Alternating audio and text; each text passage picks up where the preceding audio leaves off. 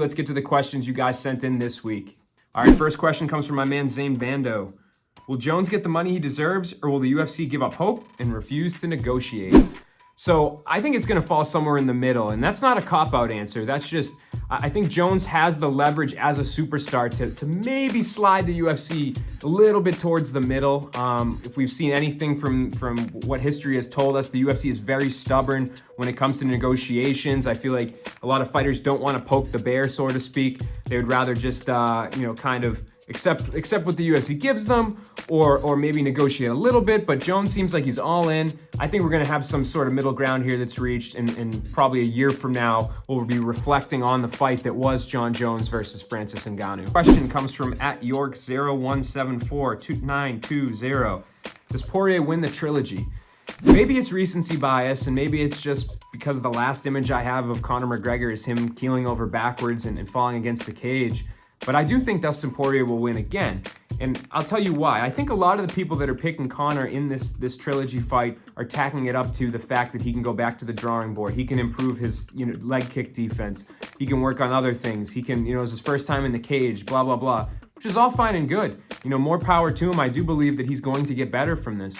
But on the other hand, who's to say that Dustin Poirier can't improve too? I mean, that first round did not go well for him, and there's certain things that I think that he would be able to go back and figure out and say, okay, this is what I need to work on. So for me, I think there's improvement that can happen on both sides, but I am picking Dustin Poirier to beat Conor McGregor in the trilogy fight. Next question comes from Bald Kamaru, and the question is about, you guessed it, Kamaru Usman. How many more wins does Kamaru Usman need until he's universally recognized as the welterweight GOAT? And I'm sorry to ruin your question, Bald Kamaru, but hate to break it to you.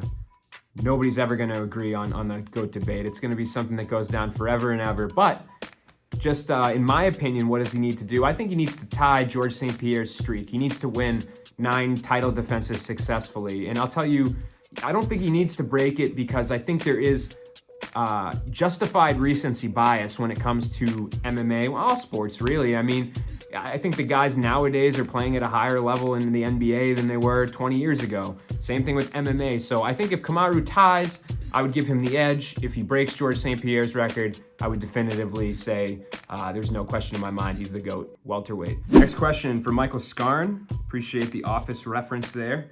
Does the Edwards fight for Diaz set up a matchup with either Masvidal or McGregor, possibly Poirier? If Diaz wins, he gets the winner of either matchup, or if he loses, he gets the loser. So I think you're just asking, how does Nate Diaz fit into the mix when it comes to his next opponent pertaining to the Edwards fight? So I think if he goes out there and wins, you got to book him against Conor. Even if Conor wins, if Conor loses, that is the fight. I think that's the fight that you have to make.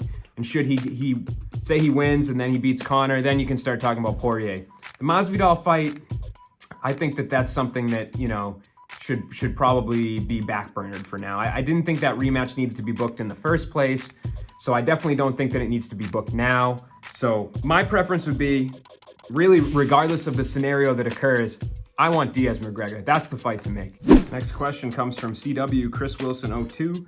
What are the odds of Nick Diaz ever gracing the octagon again? I think they're higher than people give credit for. I do think we'll see him back.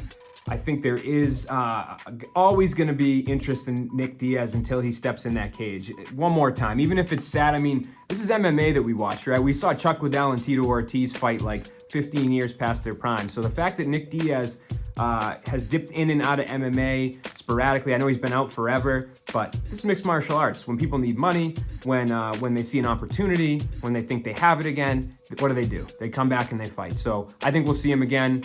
Will it be this year? I don't know. It's hard to tell, but I say sometime in the next 3 years, we'll see Nick Diaz return to the cage.